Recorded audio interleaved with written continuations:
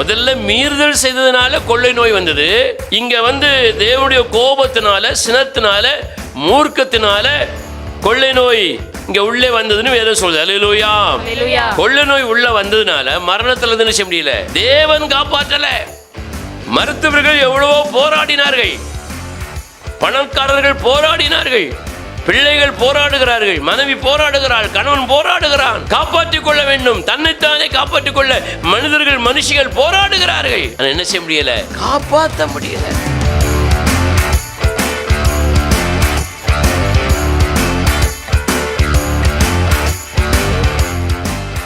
மரணத்துக்கு நேராக தேவன் தேவ ஜனங்களை ஒப்பு கொடுத்ததற்கான காரணம் என்ன? அந்த கொள்ளை நோய் அவர்களை ஆண்டு கொண்டதற்கான காரணம் என்ன?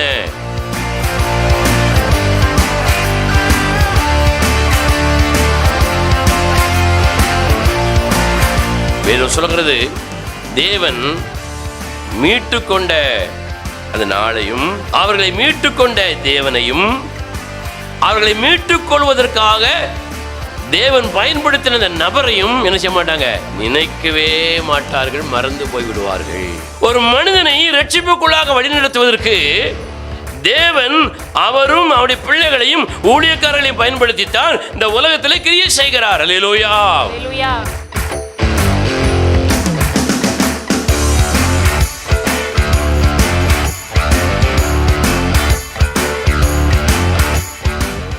தேவன் இப்படி ஒரு ஒழுங்கை வைத்திருக்கிறார். அவர்கள் ரட்சிக்கப்படும் பொழுது 3 காரியம் அங்கே முக்கியமானது. 1, தேவன் நம்மை ரட்சித்த தேவன். 2, நம்மை ரட்சித்த தேவன் அதற்காக பயன்படுத்தின நபர்கள். அந்த சகோதரனோ அந்த சகோதரியோ ரொம்ப முக்கியமா தேவனுடைய ஊழியக்காரனோ இருப்பார்கள். யோசித்து பாருங்க. அடுத்த நாள் நீங்க நாளை மறந்துட்டாலும் பரவாயில்ல, தேவனையும் தேவனை ரட்சிப்பதற்காக பயன்படுத்தின தேவனுடைய மனிதர்களையும் ஊழியர்களையும் நினைச்சக்கூடாது, மறந்துடவே கூடாதுங்க. அல்லேலூயா.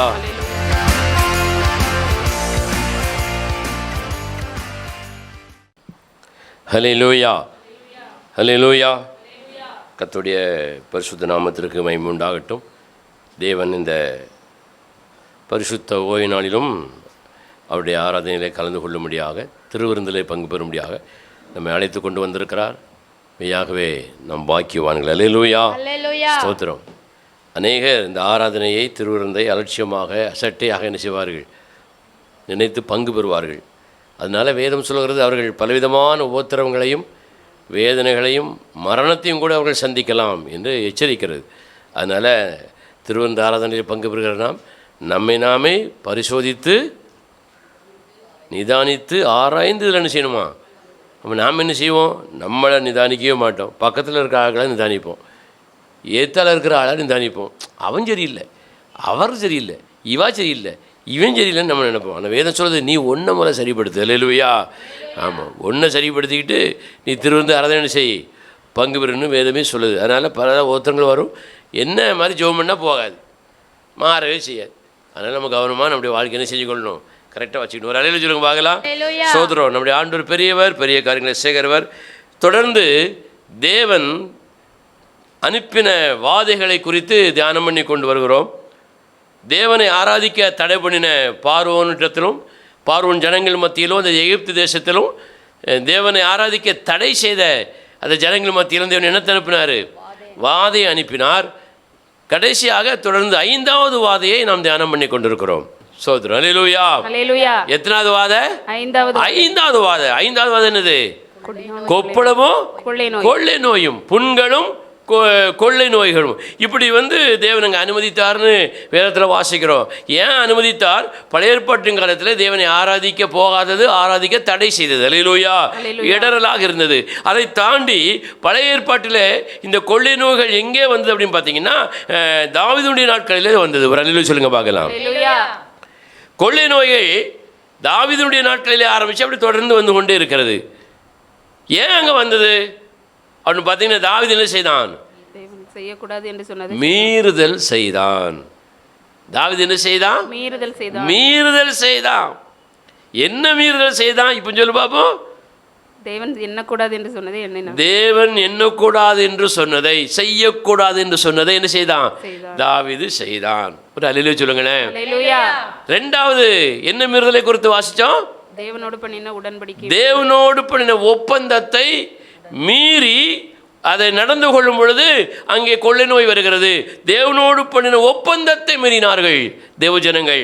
பயபக்தியோடு தேவனை ஆராதிப்பதற்கு பதிலாக பயமில்லாமல் தேவனை என்ன செய்தார்கள்? ஆராதித்தார்கள்.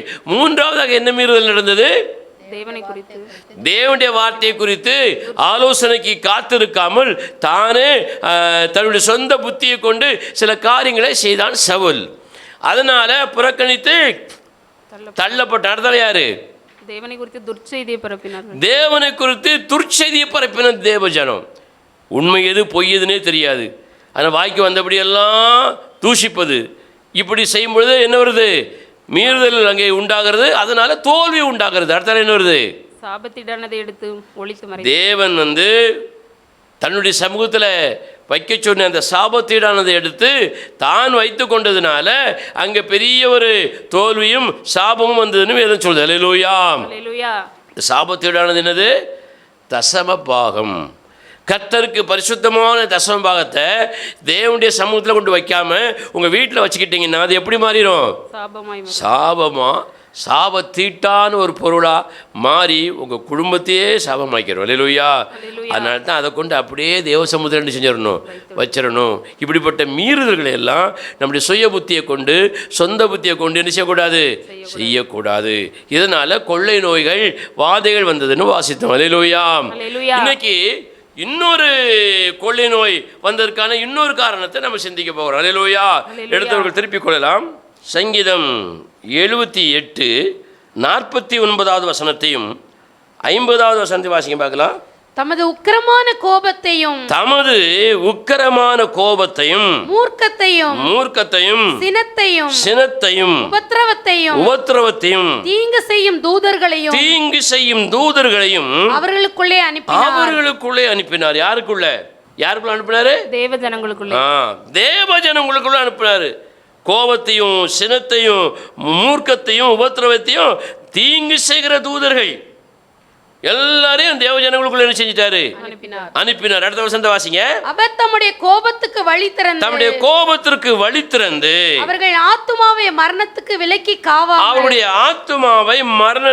விலக்கி காத்து கொள்ளாமல் அவர்கள் ஜீவனை கொள்ளை நோய்க்கு ஒப்பு கொடுத்தார். அவருடைய ஜீவனை காப்பாற்றாம எதுக்கு ஒப்பு கொடுத்தாரு? கொள்ளை நோய்க்கு ஒப்பு கொடுத்தார். முதல்ல மீறுதல் செய்ததுனால கொள்ளை நோய் வந்தது. இங்க தேவனுடைய கோபத்தினால, சினத்தினால, மூர்க்கத்தினால கொள்ளை நோய் இங்க உள்ளே வந்ததுன்னு வேதம் சொல்லுது. அல்லேலூயா. கொள்ளை நோய் உள்ள வந்ததுனால மரணத்துல இருந்து செய்ய முடியல, தேவன் காப்பாற்றல. மருத்துவர்கள் எவ்வளவோ போராடினார்கள், பணக்காரர்கள் போராடினார்கள், பிள்ளைகள் போராடுகிறார்கள், மனைவி போராடுகிறாள், கணவன் போராடுகிறான். காப்பாற்றிக் கொள்ள வேண்டும், தன்னைத்தானே காப்பாற்றிக் கொள்ள மனுஷிகள் போராடுகிறார்கள். ஆனால் என்ன செய்ய முடியல? காப்பாற்ற முடியல. மரணத்திற்கு ஒப்பு கொடுத்தாரு. இந்த கொள்ளை நோய் எதுக்கு நேராக அவர்கள் வழி நடத்தியது? மரணத்திற்கு நேராக தேவன் தேவ ஜனங்களை ஒப்பு கொடுத்ததற்கான காரணம் என்ன? அந்த கொள்ளை நோய் அவர்களை ஆண்டு கொண்டதற்கான காரணம் என்ன? வேதம் சொல்லுகிறது. அதே சங்கீதத்தின் புத்தகம் திருப்பிக் கொள்வோம். 78வது சங்கீதம் 40வது வசனத்தில் இருந்து 42வது வசனம் வரைக்கும் வாசிங்க. சங்கீதம் 78 40வது வசனம் முதல் 42ஆம் வசனம் வரைக்கும். எத்தனையோ தரமோ வனாந்தரத்திலே அவருக்கு கோபம் ஊட்டி, எத்தனையோ தரமோ வனாந்தரத்திலே தேவனுக்கு கோபம் ஊட்டினார்கள். அவாந்தர வழியிலே அவரை விசனப்படுத்தினார்கள். எத்தனையோ தடவை தேவஜனங்கள், ஒரு தடவை ரெண்டு தடவை இல்லை, தேவன் சொல்லும் பொழுதே என்ன செய்யறதில்ல? கேட்கறதில்ல. மாதிரி தேவன் மனிதன் சொல்வதை எப்படி கேட்பார்கள்? தேவன் சொல்வதை கேட்பது இல்லை. ஒரு தடவை ரெண்டு தடவையா? 2 தடவை 3 தடவையா? எத்தனை தடவை? எத்தனையோ தடவை தேவனை கோபப்படுத்தினார்கள். அவாந்தர வெளியிலே அவரை விசனப்படுத்தினார்கள், அவரை வேதனைப்படுத்தினார்கள். தொடர்ந்து அவர்கள் திரும்பி தேவனை பரீட்சை பார்த்து, அவர்கள் திரும்பி தேவனை பரீட்சை பார்த்து இஸ்ரவேலின் பரிசுத்தரை மட்டுப்படுத்தினார்கள். தேவனை மட்டப்படுத்தினார்கள். அவரால் ஒன்றும் முடியாது. அவர் நம்பி என்ன பிரயோஜனம்? வேஸ்ட்டு. சபைக்கு போய் வேஸ்ட்டு, தேவனை நம்பி வேஸ்ட்டு, ஜெபம் பண்ணுறது வேஸ்ட்டு. அவரை மட்டுப்படுத்தினார்கள். அவர் ஒன்றுக்குமே லாய்க்கு இல்லாதவர், அவர் வல்லமை இல்லாதவர், அவரால் எல்லாத்தையும் செய்ய முடியாது, ஒரு சில காரியங்களை தான் செய்ய முடியும் என்று அவருடைய நாமத்தை அவருடைய மகிமைப்படுத்துவதற்கு பிறகு என்ன செஞ்சாங்க? மட்டப்படுத்தினார்கள். உங்களை மட்டப்படுத்தி பேசினா எப்படி இருக்கும்? உங்களை மட்டப்படுத்தி பேசினா எப்படி இருக்கும்? அவமானப்படுத்தி பேசினா எப்படிங்க இருக்கும்? உங்கள் மனைவி புருஷனை பார்த்து ஏன் நாய ஏன் கழுதைய அப்படின்னு சொன்னால் புருஷனுக்கு எப்படிங்க இருக்கும்? புருஷன் மனைவியை பார்த்து ஏன் கிறுக்கு ஏன் லூஸு அப்படின்னு சொன்னால் மனைவிக்கு எப்படி இருக்கும்? பிள்ளைகளை பார்த்து அந்த மவனை இந்த மவனை இப்படிப்பட்ட மவளை அந்த மவளைன்னு பேசினா இப்படி பிள்ளைகளுக்கு எப்படிங்க இருக்கும்? சந்தோஷமா இருக்குமா? சங்கடமா இருக்கும். அல்லேலூயா. இதை போல தேவனை அவர்கள் மட்டப்படுத்தினார்கள், அவமானப்படுத்தினார்கள். எத்தனை தடவை சொன்னாலும் என்ன செய்யலை? கேட்கல. அதுக்கு பதிலாக அடுத்த தொடர்ந்து துணிகரமாக மட்டப்படுத்தினாங்க, தேவனை அவமானப்படுத்தினாங்க. அடுத்த வசனம் தான் முக்கியமான வசனம். கொள்ளை நோய் வந்ததற்கான முக்கியமான காரணம் வாசிக்க பார்க்கலாம். அவருடைய கரத்தையும் அவர் தங்களை சத்ருவுக்கு விலக்கி மீட்ட நாளையும் நினையாமற் போனார்கள். தேவ ஜனங்கள் தேவனுடைய கரத்தையும் அவர் தேவ ஜனங்களுடைய சத்துருக்களுக்கு விலக்கி மீட்ட நாளையும் நிலையாமல் போனார்கள். சிலரை பார்த்துருக்கிற, என்னைக்கு ரட்சிக்கப்பட்டீங்க? இந்த வருஷம் இந்த தேதி இத்தனை மணி இந்த கிழமைன்னு சொல்லுவாங்க. அல்லேலூயா. எனக்கு அது ஞாபகம் இல்லை. நாளை ரொம்ப கரெக்டாக சொல்லுவாங்க. இந்த சபையில் இந்த போதகர் மூலமாக நான் ரட்சிக்கப்பட்டேன் தெளிவாக சொல்லுவாங்க. தேவனை ரட்சித்தார்னு சொல்லுவாங்க. ஆனால் சிலரை பாருங்க, தேவன் மீட்டுக்கொண்ட அந்த நாளையும் அவர்களை மீட்டுக்கொண்ட தேவனையும் அவர்களை மீட்டுக்கொள்வதற்காக தேவன் பயன்படுத்தின அந்த நபரையும் என்ன செய்ய மாட்டாங்க? நினைக்கவே மாட்டார்கள், மறந்து போய்விடுவார்கள். ஒரு மனிதனை ரட்சிப்புக்குள்ளாக வழிநடத்துவதற்கு தேவன் அவரும் அவருடைய பிள்ளைகளையும் ஊழியக்காரர்களையும் பயன்படுத்தித்தான் இந்த உலகத்தில் கிரியை செய்கிறார். அல்லேலூயா. தேவன் இப்படி ஒரு ஒழுங்குமுறையை, ஒரு ஒழுங்கை வைத்திருக்கிறார். ஆகவேத்தான் அநேக தேவனுடைய ஊழியர்கள், தேவனுடைய பிள்ளைகள் மூலமாக அநேகர் தேவனை அறிந்து ரட்சிப்புக்குள்ளாக கடந்து வருகிறார்கள். அவர்கள் ரட்சிக்கப்படும் பொழுது 3 காரியம் அங்கே முக்கியமானது. 1, தேவன், நம்மை ரட்சித்த தேவன். 2, நம்மை ரட்சித்த தேவன் அதற்காக பயன்படுத்தின நபர்கள். அந்த சகோதரனோ அந்த சகோதரியோ ரொம்ப முக்கியமா தேவனுடைய ஊழியக்காரனோ இருப்பார்கள். யோசித்து பாருங்க.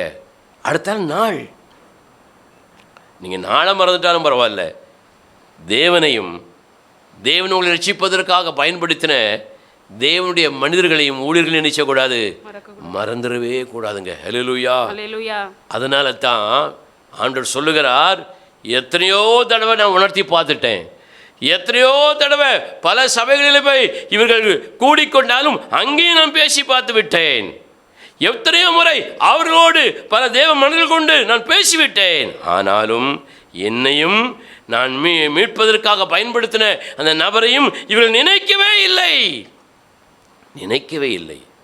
அதனால் அவர் என்ன செஞ்சாராம்? உக்கிரமான கோபம் வந்துச்சான். நீ எந்த நிலைமையில் இருந்த ஒரு காலத்தில், அருமையான சகோதரனே சகோதரியே, இன்றைக்கு இந்த செய்தியை கேட்டுக்கொண்டிருக்கிற தேவஜனமே, நீ எங்கே ரட்சிக்கப்பட்டாய்? தேவன் யாரை கொண்டு ரட்சிப்புக்குள்ளே வழி நடத்தினார்? அந்த நாள் உனக்கு ஞாபகம் இருக்கிறதா? தேவன் உனக்கு ஞாபகம் இருக்கிறாரா? தேவன் பயன்படுத்தின அந்த தேவனுடைய பிள்ளைகள் ஊழியர்கள் உனக்கு ஞாபகம் இருக்கிறார்களா? யோசித்து பார்க்கணும். நினைக்காம போயிடக்கூடாது, மறந்துடக்கூடாது. நீ மறந்து விட்டால் கொள்ளை நோய் உன்னை சுற்றி சுற்றி வரும் என்று வேதம் சொல்லுகிறது. வாதை உன்னை தொடர்ந்து பிடிக்கும் என்று வேதம் சொல்லுகிறது. யோசித்து பாருங்க. நீ நிறைய பேரை பார்க்குறோம், இந்த சபையில் இருக்கிற நிறைய பேரை பார்க்குறோம், எவ்வளவோ மோசமான சூழ்நிலையிலிருந்து தேவன் அவர்களை மீட்டார். பயங்கரமான பிசாசின் பிடிகள், மரண போராட்டங்கள், பயங்கரமான தருத்திரம், பயங்கரமான சண்டை, சமாதானம் இல்லாத நிலைமைகள், மரண போராட்டங்கள், எல்லா சூழ்நிலையிலும் இருந்து தேவன் மீட்டார். இந்த ஊழியத்தில் என்னை கொண்டு அந்த காரியத்தை செய்தார். பவுல் சொல்வது போல ரோமர் 15ஆம் அதிகாரம் 18ஆம் வசனத்தை நீங்கள் வாசிக்கும்படி விரும்புகிறேன். பவுல் சொல்லுகிறார், ரோமர் 15ஆம் அதிகாரம் 18ஆம் வசனத்தை வாசிங்க. புறஜாதியாரை வார்த்தையினாலும் செய்கையினாலும் கீழ்ப்படிய பண்ணும்படிக்கு அற்புத அடையாளங்களையும் பலத்தினாலும் தேவ ஆவியின் பலத்தினாலும் கிறிஸ்துவானவர் என்னை கொண்டு நடப்பித்தவைகளை சொல்வதல்லாமல் வேறொன்றையும் நான் சொல்ல துணிவதில்லை. கரங்களை தட்டி கர்த்தரை மகிமைப்படுத்த பார்க்கலாம். ஹல்லேலூயா. தேவன் என்னை கொண்டு செய்ததை நான் சொல்வதை அல்லாமல் வேறு ஒன்றையும் சொல்வதில்லை. எத்தனை பேர் ரட்சிக்கப்பட்டீர்கள் இந்த சபை மூலமா, ஊழியம் மூலமா? எத்தனை பேர் ஆண்டவரை ஏற்றுக்கொண்டீர்கள்? எத்தனை பேர் விடுதலை பெற்றீர்கள்? எத்தனை பேர் சுகமானீர்கள்? எத்தனை பேர் உயர்த்தப்பட்டீர்கள்? இன்றைக்கு இந்த ஊழியத்தை மறந்து தேவனை மாத்திரம் நினைக்கிறோம். எந்த சபையில இருந்தா என்ன, இயேசு தானே அங்கே இருக்கிறார். இயேசு ஒழுங்கு இல்லாமல், ஒழுக்கம் இல்லாத எந்த நபரோடும் இருப்பதில்லை. ஒருவேளை அந்த சபையில இயேசு இருக்கலாம், உங்களோடு இருப்பதில்லை. அல்லேலூயா. அப்படி இருந்தால் இந்த வேதம் பொய் ஆகிவிடும்.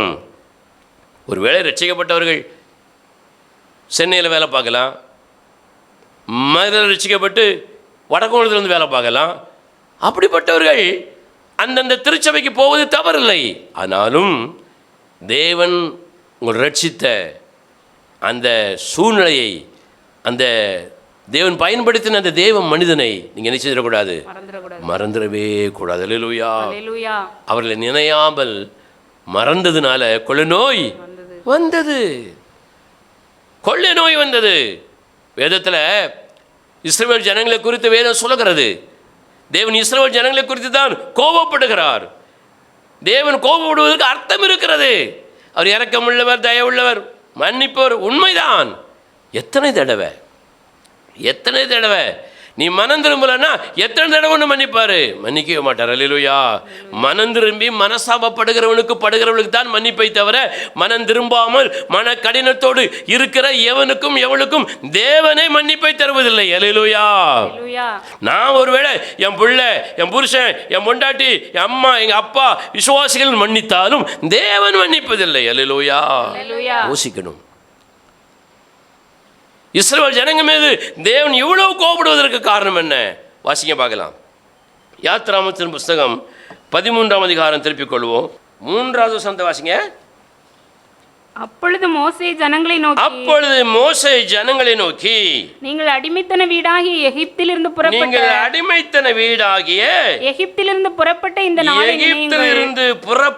இந்த நாளை நினையுங்கள். அடிமைத்தனம், வெளியே வர முடியாத அடிமைத்தனம். 9வது வசனத்தை வாசிக்க. கர்த்தரின் நியாயப்பிரமாணம் உன் வாயில் இருக்கும்படிக்கு இது உன் கையிலே ஒரு அடையாளமாகவும் உன் கண்களின் நடுவே நினைப்பூட்டுதலாகவும் இது உனக்கு ஒரு நினைப்பூட்டுதலாக இருக்கட்டும். அல்லேலூயா. நீ எகிப்தில் எப்படி இருந்த? அடிமையாக இருந்த. மூச்சு விட முடியாது, பேச முடியாது, கண்ணீர் கவலையோடு இருந்தாய். உன்னை பார்க்கிறவர்கள் உன்னை அவமதித்தார்கள், வெறுத்தார்கள், ஒதுக்கி தள்ளினார்கள். ஆண்டவர் இறங்கி உன்னை என்ன செஞ்சாரு? மீட்டார். அல்லேலூயா. யாரை அனுப்பி மீட்டாரு? மோசே என்கிற தேவ மனிதனை அனுப்பி மீட்டார். அல்லேலூயா. மோசையை தேவன் அழைப்பதற்கு பட்ட பாடு, அவனை பக்குவப்படுத்துவதற்கு பட்ட பாடு ஆண்டவருக்கும் மோசைக்கும் தான் தெரியும். அல்லேலூயா. அவ்வளவு பாடுகளோடு உங்களிடத்தில் வந்த அந்த தேவ மனிதன் மூலமா ரட்சிக்கப்பட்டீர்கள். இஸ்ரவேல் ஜனம் மீட்கப்பட்டது. மீட்கப்படுவதற்கு முன்பதாக எப்படி இருந்தார்களா? அடிமையா இருந்தார்களாம். அடிமையாக இருக்கும்போது அந்த வாழ்க்கை எப்படி இருக்குன்னு தெரியுமா? யாத்திராமத்தின் புத்தகம் திருப்பிக் கொள்ளுங்கள். யாத்திராமம் 1ஆம் அதிகாரம் 13-14. எகிப்தியர் இஸ்ரவேல் புத்திரரை கொடுமையாய் வேலை வாங்கினார்கள். கொடுமையாக வேலை வாங்கினார்கள். சாந்தும் செங்கலுமாய் இவைகளை செய்யும் வேலையினால், சாந்தும் செங்கலும் செய்கிற வேலைகளினாலே, வயலில் செய்யும் சகலவித வேலையினாலும், வயலில் செய்கிற வேலைகளினாலே அவர்களுக்கு அவர்கள் ஜீவனையும் கசப்பாக்கினார்கள். ஜீவனை கசப்பாக்கினார்கள். அவர்களை கொண்டு செய்வித்த மற்ற எல்லா வேலைகளிலும் அவர்களை கொடுமையாய் நடத்தினார்கள். கொடுமையாக நடத்தினார்கள். அல்லேலூயா. அல்லேலூயா. எப்படி நடத்தினாங்களா? கொடுமையாய் கொடுமையாக நடத்தினாங்களாம். கொடுமையாக நடத்தும் போது வாழை பிடிக்குமாங்க? உங்களுக்கு வாழை பிடிக்குமோ? கொடுமையாக நடக்கிறது எனக்கு வாழை பிடிக்கான்னு சொல்ல முடியுங்க? ஒரு ஆள் சொல்லுங்க. அல்லேலூயா. ஸ்தோத்திரம். கொடுமைனா எப்படி? கசப்பா இருந்தது வாழ்க்கை. செத்துடலாமோ? இதனாலே மதுபானத்திற்கு அடிமைப்பட்டவர்கள் எத்தனை பேர்? விபச்சாரத்தில் போய் விழுந்தவன் எத்தனை பேர்? தவறு பண்ணினவர்கள் எத்தனை பேர்? எல்லாத்தையும் அனுபவிச்சு செத்துருப்போம்னு சொல்லி ஒழுக்கம் இல்லாமல் ஒழுங்கு இல்லாமல் வாழ்க்கையை நடைமுறை படுத்தி கொண்டவர்கள் எத்தனை பேர்? அடிமைத்தனம் தப்பான பல சூழ்நிலைகளுக்கு நம்மை வழி நடத்திவிடும். தேவன் மோசே அனுப்பினார். அல்லேலூயா. அல்லேலூயா. மோசே அனுப்பி பல அற்புதங்களையும் அதிசயங்களையும் செய்து கொண்டு வந்தார். அல்லேலூயா. அல்லேலூயா. கொண்டு வந்தவர் நல்ல பாலும் தேனும் குடிக்கிறது மாதிரி மண்ணாவும் காடையும் தின்ன உடனே கொழுப்பு குடலை சுற்றி வருது. அல்லேலூயா. அல்லேலூயா. இப்பொழுது தேவனை அவர்கள் மட்டுப்படுத்துகிறார்கள். தேவனை வேதனைப்படுத்துகிறார்கள். இவர்களை மீட்டு கொண்டு வருவதற்கு தேவன் பயன்படுத்தின மோசையை அசிங்கப்படுத்தினார்கள். நினைக்கல, கொழுப்பு பெருமை நினைவு வரல. அதனால வேதம் சொல்லுது, கொள்ளை நோய்க்கு கொண்டு என்ன செஞ்சிட்டாரு? ஒப்பு கொடுத்துட்டாரு. இன்னும் வேறு சிலரை எப்படி ஆண்டவர் நினைத்தார் தெரியுமா? இஸ்ரவேல் ஜனங்களை கசப்பிலிருந்து அடிமைத்தனத்திலிருந்து மீட்டுக்கொள்ள நினைத்தார். வேதத்தில் நிறைய காரியங்கள் இருக்குது. சுருக்கமாக நேரம் அதிகம் இல்லாததுனால வேகமாக நான் சொல்கிறேன். வாசிங்க. 2ஆவதாக தேவன் யாரை நினைச்சாரா? வாசிங்க பார்க்கலாம். ஆதியாகமம் 30ஆம் அதிகாரம் 1 வசனத்தை வாசிங்க பார்க்கலாம். ராகேல் தான் யாக்கோபுக்கு பிள்ளைகளை பெறாததை கண்டு தன் சகோதரியின் மேல் பொறாமை கொண்டு யாக்கோபை நோக்கி, எனக்கு பிள்ளை கொடும், இல்லாவிட்டால் நான் சாகிறேன் என்றாள். அல்லேலூயா. அல்லேலூயா. ராகேலுக்கு என்ன இல்லை? பிள்ளை இல்லை. பிள்ளை இல்லை. அவ என்ன நினைக்கிறா? செத்துடலான்னு நினைக்கிறா. நீ நிறைய பேருக்கு நிறைய காரியங்கள் இல்லைன்னு சொன்ன உடனே நினைக்க போகிறோம், செத்துடலாம். வேலை இல்லை, செத்துடலாம். தொழில் இல்லை, செத்துடலாம். வருமானம் இல்லை, செத்துடலாம். ஆசீர்வாதம் இல்லை, செத்துடலாம். சாப்பாடு இல்லை, செத்துடலாம். எத்தனை பேர் நினச்சிருப்பீங்க? இவளுக்கு குழந்தை இல்லை, செத்துடலான்னு நினைக்கிறா. அவன் வேதம் சொல்லுது, வாசிங்க. ஆதியாகமம் 30ஆம் அதிகாரம் 22ஆம் வசனத்தை வாசிங்க. தேவன் ராகேலை நினைத்தருளினார். அவளுக்கு தேவன் செவி கொடுத்து அவள் கற்பந்தரிக்கும்படி செய்தார். அவள் கர்ப்பவதியாகி ஒரு குமாரனை பெற்று தேவன் என் நிந்தையை நீக்கிவிட்டார் என்றும் இன்னும் ஒரு குமாரனை கர்த்தர் எனக்கு தருவார் என்றும் சொல்லி அவனுக்கு யோசேப்பு என்று பெயரிட்டார். அல்லேலூயா. நீண்ட நாள் குழந்தையே இல்லாம அழுதுகிட்டு சாக போறேன்னு சொன்ன ராகேலுக்கு அவளுடைய வேதனையை யார் நினைச்சு பார்த்தா? தேவன் நினைச்சு பார்த்தாரு. நினைச்சு பார்த்து ஒரு குழந்தைய கொடுத்தாரு. யாரு? யோசேப்புங்கிற அருமையான புள்ள பிறந்தான். அல்லேலூயா. யோசித்து பாருங்க. இன்னைக்கு எத்தனையோ விஷயங்கள் நமக்கு கிடைக்காமல் இல்லாமல் இருக்கிறது. குழந்தை மாத்திரமல்ல, எவ்வளோ விஷயங்கள். ஆனா தேவன் நினைக்கிறாரு, கிருபையாக நினைக்கிறாரு, கொடுக்கிறாரு. கொடுத்த உடனே என்ன செஞ்சிருவோம்? மறந்துடுவோம். அல்லேலூயா. கல்யாணத்துக்கு பொண்ணே கிடைக்காது. கடந்து சபை ஜெபம் பண்ணும், நல்ல ஒரு பொண்ணு கிடைக்கும். அல்லேலூயா. மாப்பிள்ளையே கிடைக்காது. நல்ல சபை ஜெபம் பண்ணும், மாப்பிள்ளை கிடைக்கும். குழந்தையே இருக்காது, சபை ஜெபம் பண்ணும், நல்ல குழந்தைகளை கர்த்தர் கொடுப்பார். எல்லாம் வாங்கிட்டு தேவனையும் அவர்களை ஆசீர்வதிப்பதற்காக தேவன் பயன்படுத்தின தேவனுடைய மனுஷன் என்ன செஞ்சிருவாங்க? மறந்துடுவாங்க. நன்றி கெட்டவர்கள் ஆகிவிடுவார்கள், மறந்து போய்விடுவார்கள். அப்படி மறந்து போய்விடுவார்கள். முதல்ல தேவனை மட்டப்படுத்துவாங்க, தேவனை விசனப்படுத்துவாங்க. அப்புறம் தேவ ஊழியக்காரனை எப்படி கனப்படுத்துவாங்க? தேவ ஊழியக்காரனை எப்படி நினைச்சு பார்ப்பாங்க? தேவ மனிதனை எப்படி அவர்கள் மதிப்பார்கள்? மதிக்கவே மாட்டார்கள். அல்லேலூயா. இதனால தேவனுக்கோ தேவனுடைய மனிதனுக்கோ ஒரு குறையும் வருவதில்லை. அல்லேலூயா. மதிக்காமல் நினைக்காமல் போன தேவ ஜனங்களுக்கு தான் என்ன வரும்? வாதையாகிய கொள்ளை நோய் வரும்.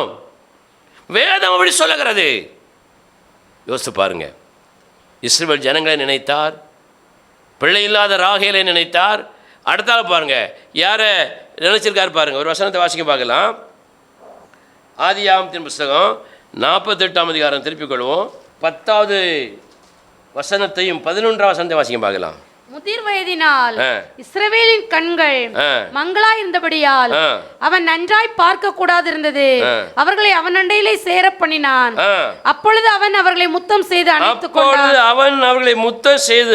கொண்டான். இஸ்ரவேல் யோசேப்பை நோக்கி, இஸ்ரவேல் யாக்கோபு யோசேப்பை நோக்கி, உன் முகத்தை காண்பேன் என்று நான் நினைக்கவே இல்லை. ஆனாலும் இதோ உன் சந்ததியை காணும்படி தேவன் எனக்கு அருள் செய்திருக்கிறார் என்றான். கரங்களை தட்டி கர்த்தரை மகிமைப்படுத்துங்க பார்க்கலாம். ஹல்லேலூயா. யாக்கோபு யோசேப்பு இறந்து போனான் நினைத்தான். இந்த புள்ள பாசமான புள்ள போயிட்டே செத்து போச்சே இறந்து போச்சே அப்படின்னு நினைச்சான். நீண்ட நாள் அதை யோசிச்சுக்கிட்டே இருந்திருக்கிறான். ஆண்டவரே என் பிள்ளைய காணலையேன்னு யோசிச்சுக்கிட்டே இருந்திருக்கிறான். அப்போதான் யோசேப்பு யாக்கோபுடைய வாழ்க்கையில் வருகிறான். அல்லேலூயா.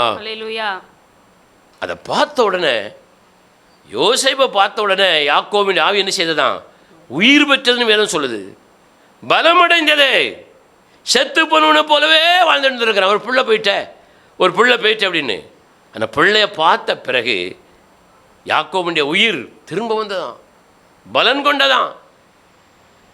அவன் யாக்கோபு சொல்றாரு, யோசேப்பே உன்னையே நான் பார்ப்பேன்னு செய்யலை, நினைக்கலப்பா. உன்னை நான் பார்ப்பேன்னு கனவுலே நினைக்கல. ஆனால் உன்னையும் உன் பிள்ளைகளையும் உன் சந்ததியும் பார்க்க தேவன் எனக்கு அருள் செய்தார் என்று தேவனை மகிமைப்படுத்தினான். கரங்களை தட்டி கர்த்தரை மகிமைப்படுத்த பார்க்கலாம். ஹல்லேலூயா.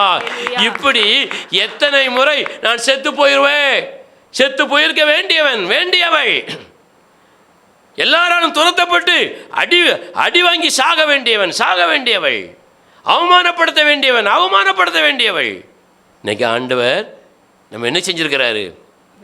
உயர்த்தி வைத்திருக்கிறார், தூக்கி வைத்திருக்கிறார். புழுதில கடந்த குப்பையில கடந்த நம்ம என்ன செய்திருக்கிறார்?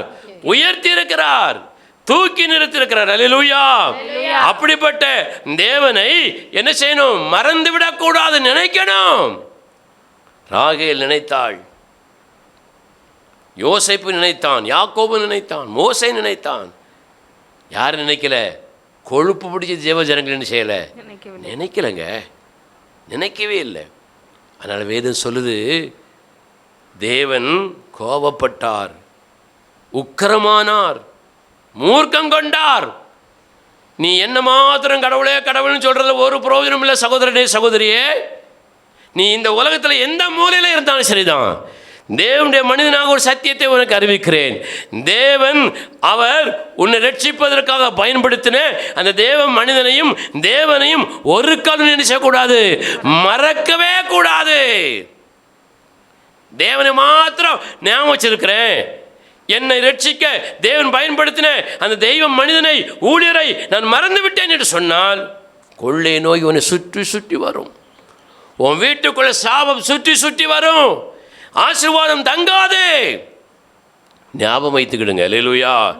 யாரா இருந்தாலும் சரிதான். இந்த சபையில இருந்து தூரமாய் போனவர்களுக்கு வேதத்தின் அடிப்படையிலே சொல்லுகிறேன், நீங்கள் எந்த சபையில் இருந்தாலும் தேவன் உங்களை மீட்டு கொண்ட நாளையும் தேவனையும் அந்த நபரையும் நீங்கள் நினைக்காவிட்டால் கொள்ளை நோய் மடை திறந்த வெள்ளம் போல் உங்கள் குடும்பத்துக்குள்ள உங்கள் சந்ததிக்குள்ள வரும். அல்லேலூயா. நான் சொல்லலை, என் மேலே வருத்தப்படாதீங்க. கொள்ளை நோய்களினாலே, சமாதானம் இல்லாமல் பலவிதமான நஷ்டங்களினாலே, கஷ்டங்களினாலே வேதனைப்பட்டு கொண்டிருக்கிற தேவ ஜனமே, தேவன் உனக்கு சொல்லுகிறார், நினைக்கணும். அல்லேலூயா. ஏன்னா அவர் நம்ம என்ன செஞ்சிருக்காரு? அடிமையான நேரத்தில் நினைச்சாரு, ஒன்று இல்லாத நேரத்தில் நினைச்சாரு. நாமளே உயிரோடு இருப்போமான்னு நினைச்சாரு. நம்ம ஒரு திருமணம் பண்ணி நமக்கு ஒரு பொண்டாட்டி புருஷன் வந்து ஒரு குழந்தைய பெற்று நீ பேரம்பேத்தி எடுக்கக்கூடிய அளவில் நம்ம நினைச்சிருக்காரு. எத்தனை பேரை விசுவாசிக்கிறீங்க? கரண் தெரிவிக்கிற மையப்படுத்த பார்க்கலாம், சத்தமாக மையப்படுத்த பார்க்கலாம். ஹல்லேலூயா. மறவாமல் நினைத்தீரையா, மனதார நன்றி சொல்வே, என்னை மறவாமல் நினைத்தீரையா, மனதார நன்றி சொல்வே, இரவும் பகலும் என்னை நினைத்து இதுவரை நடத்தினீரே, இரவும் பகலும் என்னை நினைத்து இதுவரை நடத்தினீரே, நன்றி நன்றி ஐயா, கோடி கோடி நன்றி ஐயா, நன்றி நன்றி ஐயா, கோடி கோடி நன்றி ஐயா. எபினேசர் நீர்தானையா, இதுவரை உதவி நீரே, எபினேசர் நீர்தானையா, இதுவரை உதவி நீரே, எல்ரோயி எல்ரோயி என்னையும் கண்டீர், எப்படி நான் நன்றி சொல்வேன், எல்ரோயி எல்ரோயி என்னையும் கண்டீர், எப்படி நான் நன்றி சொல்வேன், நன்றி நன்றி ஐயா, கோடி கோடி நன்றி ஐயா, நன்றி நன்றி ஐயா, கோடி கோடி நன்றி ஐயா. ஹல்லேலூயா. வேதம் சொல்லுகிறது, தேவன் நம்மை நினைத்தார், ஒரு தேவ மனிதன் மூலமாக நம்மை தொட்டார், நம்மை மீட்டு கொண்டார், ரட்சித்தார், காப்பாற்றினார், உயர்த்தினார். எத்தனை பேர் இந்த சபையில் இருந்தாங்க? இன்னைக்கு எல்லாரும் தூரமாய் ஒரு வேலை நிமித்தம், தொழில் நிமித்தம் நீங்கள் போயிருக்கலாம். ஆனாலும் தேவனுடைய மனிதனாக சொல்லுகிறேன், உங்களை மீட்ட கர்த்தரையும் உங்களை மீட்பதற்கு ரட்சிப்பதற்கு தேவன் பயன்படுத்தின தேவ மனிதனையும் இந்த உலகத்தில் எந்த மூலையில் நீங்கள் இருந்தாலும் அவர்களை மறக்கவே கூடாது, நினைத்து கொண்டே இருக்க வேண்டும். அப்படி இல்லாவிட்டால் கொள்ளை நோய், வாதை, சாபம் எல்லாம் உங்களை சூழ்ந்து கொள்ளும் என்று வேதம் சொல்லுகிறது. அல்லேலூயா. வேதத்தில் தேவன் இவர்களை நினைச்சிருக்கிறாரு. அடிமைப்பட்ட தேவ ஜனத்தை நினைச்சாரு, ராகேலை நினைச்சாரு, யாக்கோபை நினைச்சாரு, எத்தனையோ பேரை நினைச்சிருக்கிறார். அல்லேலூயா. ஆனா எல்லாரும் தேவன் என்ன செய்யல? நினைக்கல, மறந்துட்டாங்க. தேவனை நாங்கள் நினைக்காம இருக்கோம். நீங்க தேவனை மட்டும் நினைக்கிறது ஒன் சைடு தப்பு. தேவன் உங்கள்கிட்ட நேரில் வந்து தூக்கிட்டு வந்தாரா? வரமாட்டாரு. ஒரு தேவ மனிதனை பயன்படுத்தி தான் அதை செய்வார். அது அவருடைய ஒழுங்கு, அதை மாற்ற முடியாது. நான் தேவனை மாத்திரம் நினைக்கிறேன், நான் தேவனை மாத்திரம் துதிக்கிறேன், எனக்கு அந்த பாஸ்டர் தேவையில்லை, அந்த ஊழியக்காரர் தேவையில்லை, அந்த என்னை ரட்சிப்பதற்கு பயன்படுத்தின அந்த தேவ மனுஷன் தேவையில்லைன்னா நீ தேவனை மதிக்கலைன்னு அர்த்தம், தேவனுடைய திட்டத்தை மதிக்கலைன்னு அர்த்தம், தேவனுடைய ஒழுங்கை நீ மதிக்கலைன்னு அர்த்தம். அல்லேலூயா, ஸ்தோத்திரம். நிறைய பேர் நினைக்கலைங்க. பாருங்க, அப்படி எதை நினைக்காம இருந்தாங்களா? வசந்த வாசியம் பார்க்கலாம், திருப்பிக் கொள்வோம். யார் நினைக்காம இருந்தா, எதை நினைக்காம இருந்தாங்கன்னு பாருங்க. ஆதியாகமத்தின் புஸ்தகம் 40ஆம் அதிகாரம் 13ஆம் வசனத்தை வாசிங்க. 3 நாளைக்குள்ளே பார்வோன் உன் தலையை உயர்த்தி உன்னை மறுபடியும் உன் நிலையிலே நிறுத்துவார். முன்னே அவருக்கு பானம் கொடுத்து வந்த வழக்கத்தின்படி பார்வோனின் பாத்திரத்தை அவர் கையில் கொடுப்பாய். வேதம் சொல்லுது, பார்வோனுக்கு பான பாத்திர தலைவனாக இருந்த ஒரு மனிதன். அல்லேலூயா. அல்லேலூயா. பானபாத்திரக்காரனா தெரியுமா? அந்த ராஜாவுக்கு சாப்பாடு கொடுக்குறவங்களை விசாரிக்கிற ஒரு தலைவன். பானபாத்திரக்காரன்னா சாப்பாடு கொண்டு கொடுக்குறவன். அவங்க எப்படி ஒழுங்காக கொண்டு கொடுக்குறாங்கன்னு தங்களுடைய கண் பார்வையில் வச்சு விசாரிக்கிறவன் பானபாத்திரக்கார தலைவன். அல்லேலூயா. இவன் ஒரு குற்றச்சாட்டில் அகப்படுத்திட்டான்னு சொல்லி இவனை தூக்கி ஜெயிலில் போட்டாச்சு. உண்மையில என்ன செய்யலை? குற்றம் செய்யலை, ஜெயிலில் போட்டாச்சு. குற்றம் இல்லாமல் ஒருத்தன் ஜெயிலில் கிடக்கான், அவன் என்ன நினைப்பான்? நீங்கள் சொல்லுங்கங்க, குற்றம் இல்லாமல் நீங்கள் ஒரு சிறையிருப்பில் போயிட்டீங்க, ஒரு நெருக்கத்தில் மாட்டிக்கிட்டீங்க, நீங்கள் என்னங்க நினைப்பீங்க? இப்போ நீங்கள் குற்றம் இல்லாமல் ஒரு சிக்கலில் மாட்டிக்கிட்டீங்க, நீங்கள் என்ன நினைப்பீங்க? சொல்லுங்கள். தப்பு செய்யாமல் தண்டனை அனுபவிக்கிறோமே. தப்பு செய்யாமல் தண்டனை அனுபவிக்கிறோமே.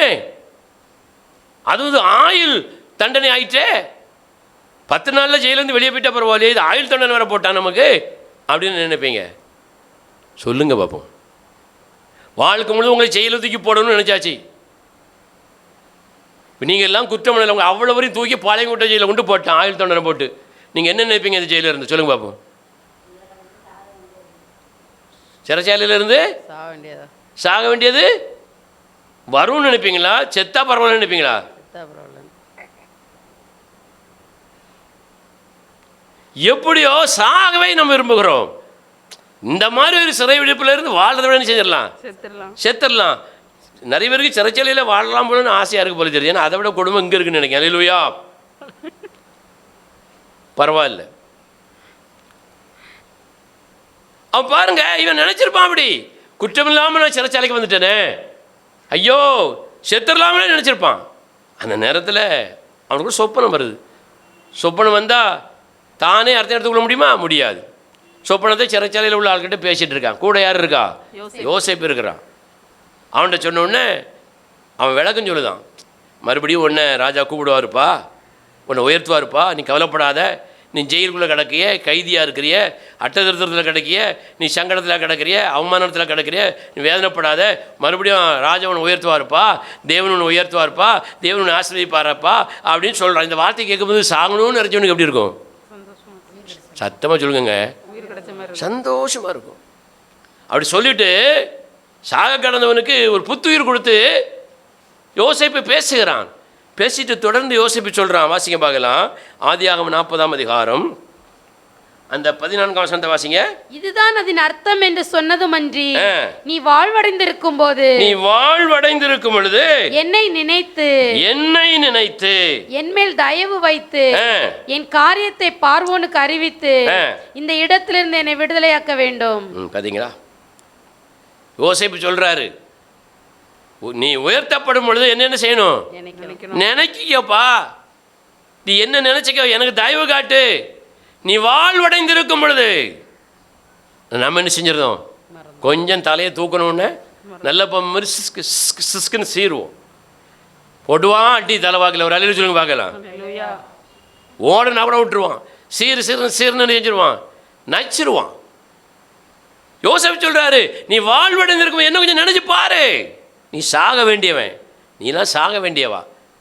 தேவனுடைய வார்த்தையை உனக்கு சொல்லி புத்துயிர் கொடுத்து உன்னை இன்னைக்கு நிறுத்தி இருக்கிறோம், உன்னை ஆசீர்வதித்து இருக்கிறார் ஆண்டவரே.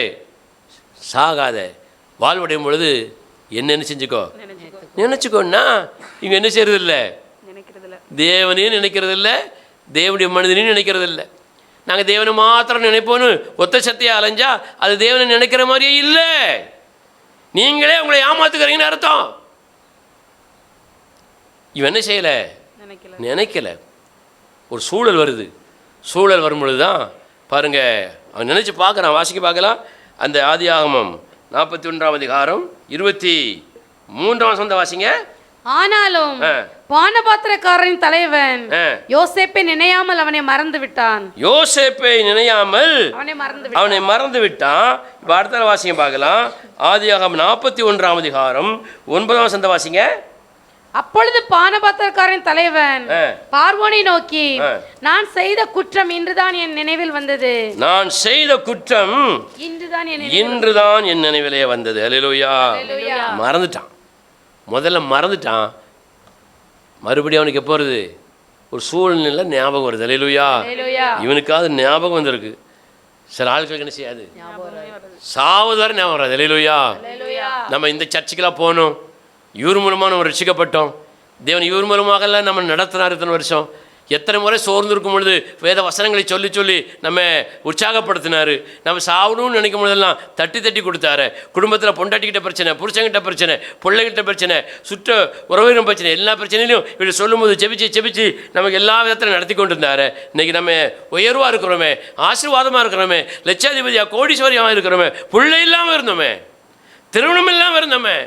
நீங்கள் ஆண்டவர் எனக்கு திருமணம் தந்து பிள்ளை இல்லாத எனக்கு பிள்ளை தந்து ஆசீர்வாதத்தையும் பணத்தையும் தந்திருக்கிறாரு. நான் எப்படி இருக்கிறேன்? நான் எப்படி இருக்கிறேன்? தேவனையும் தேவன் பயன்படுத்தின தேவ மனிதன் என்ன செஞ்சிருக்கிறேன்? மறந்து போயிருக்கிறேன். இது என்னது? குற்றம்னு வேதம் சொல்லுது. அல்லேலூயா. இது ஒரு தவறு, இது ஒரு குற்றம். இது என்ன செஞ்சிடணும்? மாற்றிக்கொள்ள வேண்டும். தூரத்தில் இருக்கிற தேவ மனிதனுக்கு இந்த செய்தியை கேட்கிறவர்கள் எங்கே ரட்சிக்கப்பட்டீர்களோ, எந்த தேவ மனிதனை தேவன் உங்களை ரட்சிப்பதற்காக மீட்பதற்காக பயன்படுத்தினாரோ அவர்களுக்கு நீங்கள் நன்றி கடன் செய்யணும். அதுதான் தேவனுக்கு செய்ததா அர்த்தம். அல்லேலூயா. வேதம் அப்படி சொல்லுது. நினைக்கிறீங்களா? சிந்திக்கிறீங்களா? கொஞ்சம் கூட உணரலாம போய் உட்கார்ந்துருக்கிறீங்களா? யோசிச்சு பாருங்க. நிறைய பேர் பேசுகிறதே கிடையாதுங்க. அவர்களை மீட்டு கொண்ட சமயத்தில் ஸ்தோத்திரம் பிரதர், ஸ்தோத்திரம் பிரதர், ஸ்தோத்திரம் பிரதர் சொல்லுவாங்க. ஆனால் வளர்ந்த பிறகு குடும்பம், கோத்திரம், பொண்டாட்டி, பிள்ளை, தொழில், காரு, பங்களான்னு வந்த பிறகு அந்த தேவ மனிதன் என்ன செய்கிறதில்ல, நினைக்கிறதில்ல. கல்லை தூக்கிட்டு எரியதுக்கு, மோசையை கல்லை தூக்கி எரியதுக்கு வந்த மாதிரி வருவாங்க. அல்லேலூயா. தேவன் பார்த்துக்கிட்டே இருப்பார். எத்தனையோ தரம் என்கிற வார்த்தையை நீங்கள் மறந்துடக்கூடாது. இன்றைக்கு நாளைக்கு நாளை கழிச்சு ஆண்டவர் ஒன்றை மன்னிச்சுக்கிட்டே இருப்பார். ஆனால் ஒரு குறிப்பிட்ட காலத்தில் அவர் என்ன செய்வார்? கொள்ளை நோயை கோபத்தினாலே அனுப்பி விடுவார். அதுக்கப்புறம் உனக்கு மன்னிப்பும் கிடையாது, மாற்றமும் கிடையாது. அல்லேலூயா. ஆகவே தேவன் மீட்ட நாளையும் உங்களை மீட்ட தேவனையும் தேவன் உங்களை மீட்பதற்கு பயன்படுத்தின தேவ மனிதனை நினைச்சக்கூடாது, மறந்து விடக்கூடாது. மறந்து விட்டால் உங்கள் மீது குற்றம் சுமரும். அல்லேலூயா. இந்த குற்றத்திலிருந்து தேவனுடைய பிள்ளைகள் வெளியே வர முடியும் அன்போடு நான் வேண்டிக் கொள்கிறேன். அல்லேலூயா. அடுத்தால பாருங்க, யாரு நினைக்கலையா? வாசிக்க பார்க்கலாம்.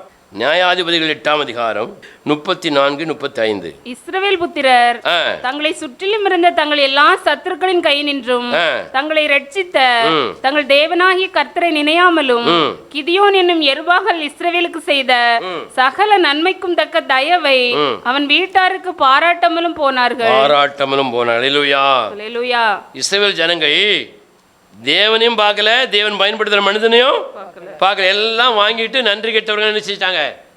போயிட்டாங்க. அவங்க செய்த நன்மைக்கு பதிலாக அவனுக்கோ வீட்டாருக்கோ எந்த ஒரு தயவும் காட்டலைங்க. அதனால தொடர்ந்து அடி. அல்லேலூயா. இவங்க எப்படி இருந்தாங்க தெரியுமா? முதல்ல வேகமாக வாசிங்க. நியாயாதிபதிகள் 6ஆம் அதிகாரத்தில் நீங்க பாருங்க, அந்த முதல் வசனத்தை வாசிங்க. பின்னும் இஸ்ரவேல் புத்திரர் கர்த்தரின் பார்வைக்கு பொல்லாப்பானதை செய்தார்கள். அப்பொழுது கர்த்தர் அவர்களை 7 வருஷம் மீதியானியரின் கையில் ஒப்பு கொடுத்தார். மீதியானியரின் கை இஸ்ரவேலின் மேல் பலத்து கொண்டபடியால் இஸ்ரவேல் புத்திரர் மீதியானியர் நிமித்தம் தங்களுக்கு மலைகளில் உள்ள கெபிகளையும் குகைகளையும் அரணான ஸ்தலங்களையும் அடைக்கலங்களாக்கி கொண்டார்கள். இப்போ வந்து தேவன் மீதியானர் கையில் இஸ்ரவேல் ஜனங்களை ஒப்பு கொடுத்த உடனே இருப்பாங்க இல்லை, எல்லாம் ஓடி போய் மலை, கெபி, கோகை என்ன அங்கே போய் ஒளிஞ்சு கிடக்காங்க. அல்லேலூயா. பிரச்சனையை நினைச்சு எங்கே கிடக்காங்க? ஒளிஞ்சு கிடக்காங்க. பெர்மனண்டாக ஒளிஞ்சு கிடக்காங்க. சில சமயத்தில் நாம எப்போது ஒருத்தர் ஒளிவோம், யாராவது வந்துட்டு நம்ம நினைச்சுவோம் ஒளிவோம். இவங்க பெர்மனண்டாகவே ஒளிஞ்சு கிடந்தாங்க. ஏன்? ஆண்டவரே ஒப்பு கொடுத்துட்டாரு. அது மாத்திரம் இல்லை, இங்கே தொடர்ந்து வாசித்தீங்கன்னா வேதம் சொல்லுது, அவங்க விதைத்ததெல்லாம் மீதியான அழிச்சிட்டு போயிடுவாங்களாம், அவங்க எல்லாத்தையும் கெடுத்துட்டு போயிடுவாங்களாம். அல்லேலூயா. அவ்வளோ மோசமான நிலைமையில இருந்த இவங்களை கிதியோன் என்கிற ஊழியக்காரனை தேவன் அனுப்பி அந்த நெருக்கடியிலேருந்து தப்புவிச்சாரு. தப்புவிச்ச இப்போ அவங்க கிதியோனையும் நினைக்கல, தேவனையும் நினைக்கல, விக்கிரகங்களை போய் வழிபட்டார்னு போட்டிருக்கு. கொடுமை தான். அல்லேலூயா. விடுவாராங்க? நீங்களே சொல்லுங்க, விடுவாராங்க? விடவே மாட்டார். சப்பிடுவார். அல்லேலூயா. அப்போ தேவ மனிதன் செய்த நன்மைக்கு பதிலாக தேவ மனிதர்கள் கொடுத்த அந்த உற்சாகத்திற்கு பதிலாக கொஞ்சம் கூட நன்றி இல்லாமல் தேவஜனங்கள் என்ன செஞ்சாங்க? நடந்து கொண்டார்கள். குற்றமும் பாவமும் அவர் மேலே சுமந்தது. அதனால் வாதையாகிய கொள்ளை நோய் என்ன செய்தது? வந்தது. அல்லேலூயா. யோசித்து பாருங்க.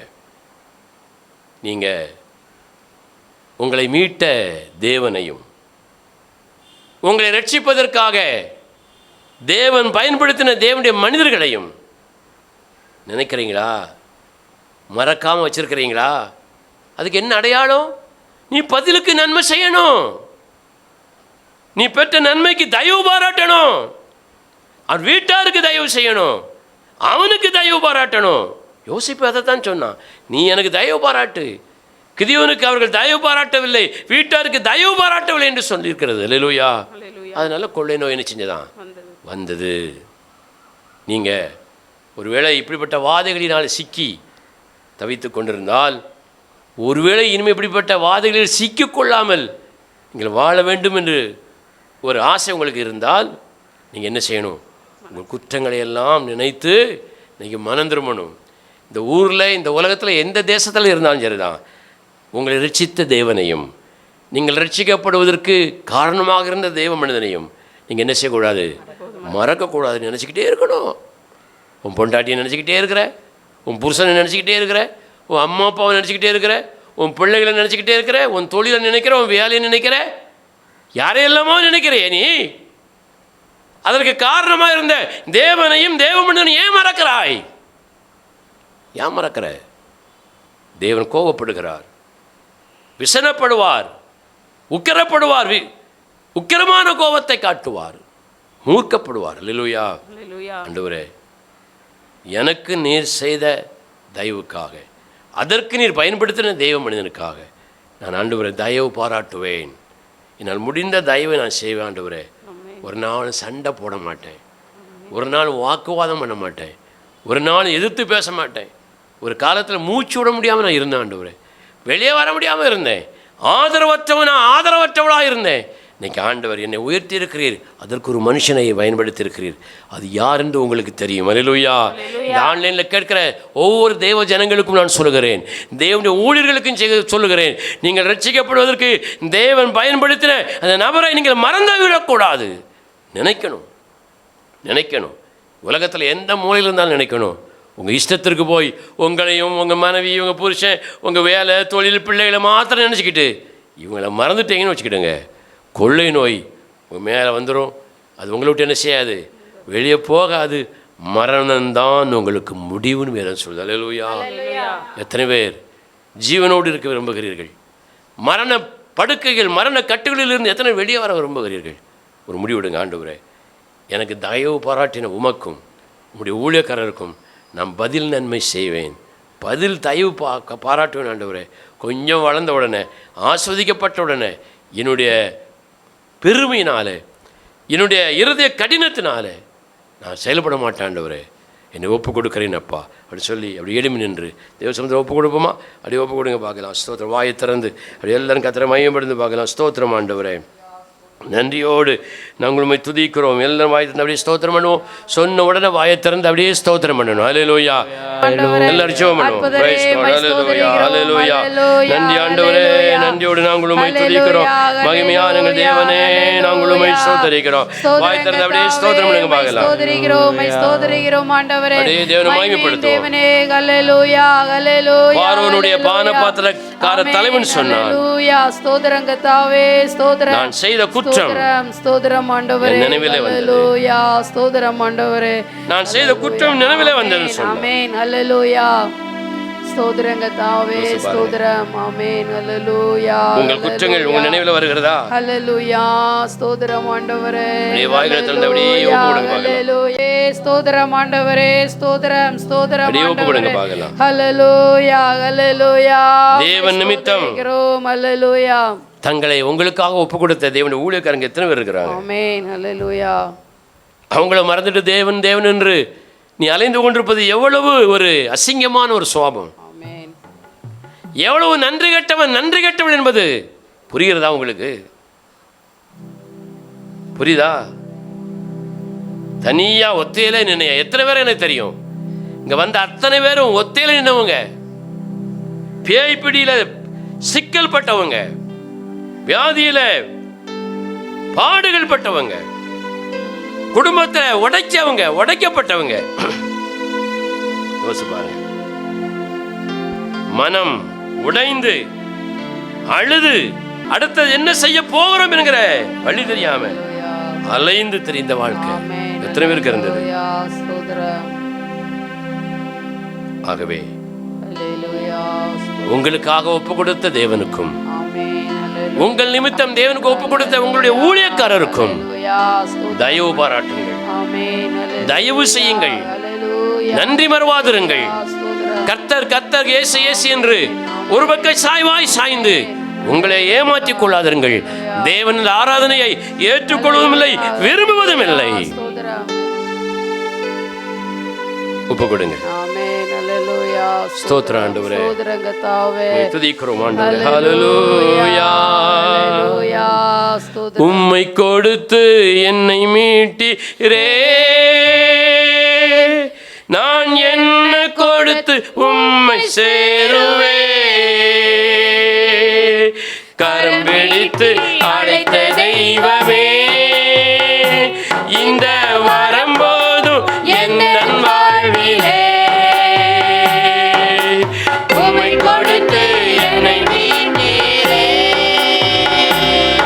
நான் என்ன கொடுத்து உம்மை சேருவே.